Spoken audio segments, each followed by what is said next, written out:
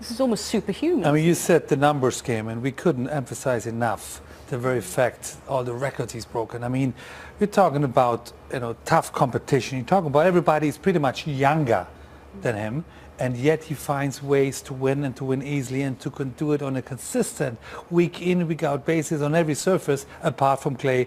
It's just impossible to fathom, because you think, where is he going to go now? We thought it was impossible to reach 18 for him. Now he's done 18 and 19 back to back. Was it be 20 at the Open?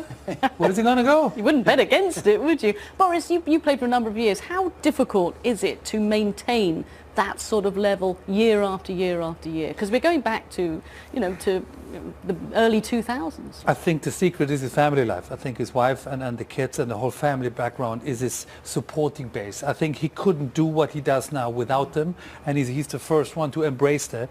And I think that's maybe the struggle with some of the other players, that they're trying to, please everybody, but Roger has found the perfect timing on, when he's a tennis player, when he's the daddy, when he's the husband, and when he's the family man. I think that's the real reason why he's still so successful. But we've seen just how much effort the players have to put in with training. We've seen it with Murray, with Djokovic, with Nadal.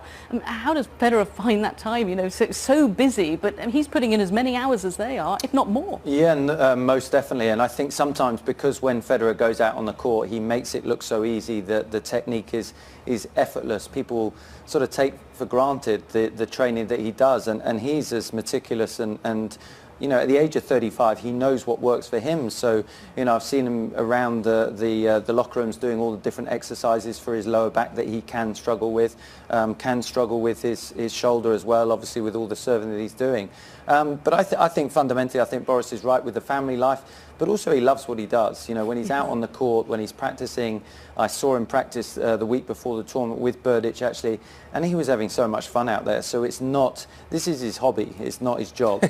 And if it stays that way, then there's no reason why he can't keep playing. I don't want to put a time frame on it. We were talking about, what was it? It was the Olympics in Rio. Oh, he's going to stop after that. Well, I think we need to check where the next few Olympics are going to be. Yeah, and also, he won here last in 2012, and to go so long without a Grand Slam title, it would be very easy to walk away.